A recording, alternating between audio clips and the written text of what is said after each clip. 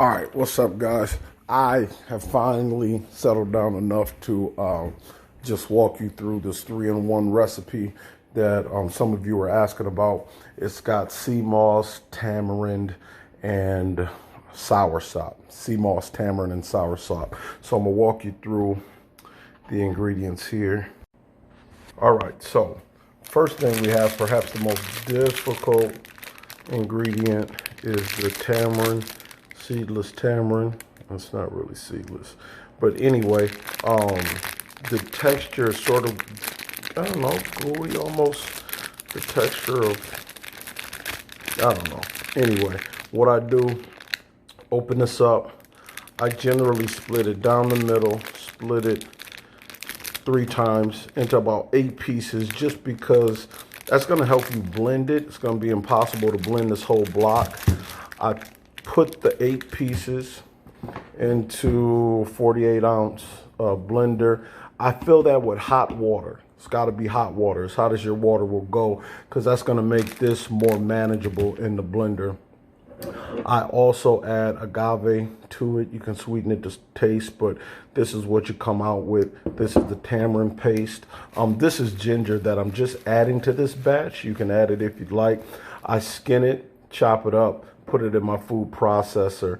I add just a little water so that I can get a decent texture to it. Now, the SEAMOSS requires probably the most steps to process. I got this from the Caribbean Farmers Market in Decatur. Your best bet is probably to go to DeKalb Farmers Market. I think I paid $8.99 a pound for this. It's probably half that price there. I just was in the area, didn't feel like going across town to get it. So with this, what you're gonna wanna do, this is probably a 5-pound bag. I did about 3 pounds of SEAMOSS out of this bag. I put it in the sink, fill the sink up with hot water to rinse it off, because as you can see, it's got a lot of salt. You need to wash all that salt off. So I let it soak in the hot water for a while, drain the water, and then I just rinse it thoroughly with water. I take a big pot of hot water, I boil it.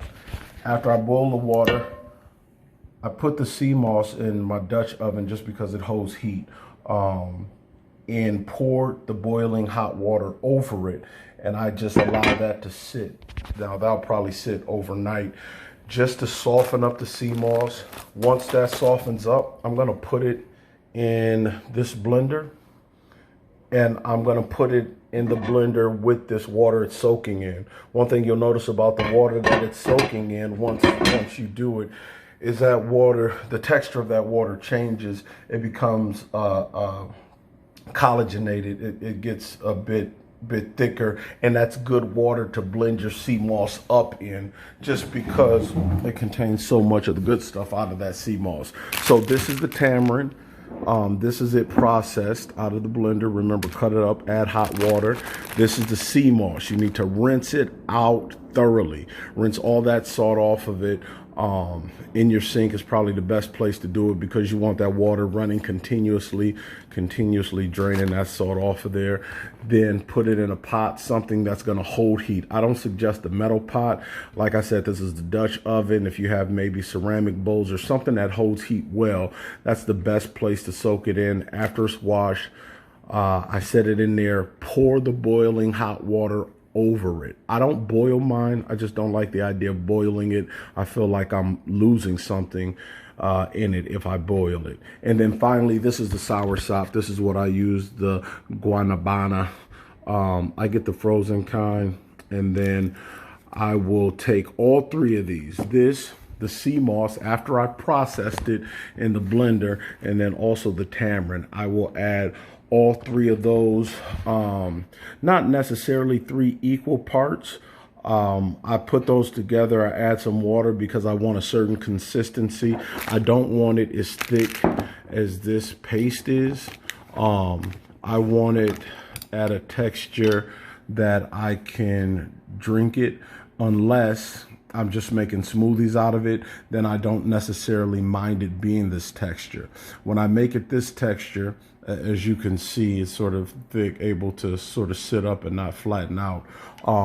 When I make the 3-in-1, that's this, the SEAMOSS, and the SOURSOP.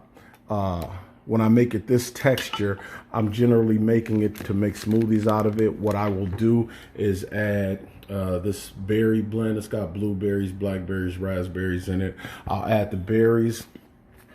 I will, I don't know, fill this up about 1/3 of the way with the 3-in-1. Another 1/3 of the way with the berries. Then I'll add water, some ice, and some more agave. Water, ice, and more agave. I'll sweeten it to taste. It's a great smoothie. The kids love it. It has so much nutritional value. Good for the body, good for the organs, good for bowel movements, good to get you cleaned out. So that's my 3-in-1. I hope this video was helpful. I was really trying to do it in 3 minutes. I'm nearing on 6 minutes. If you got any questions, holla at me. Peace.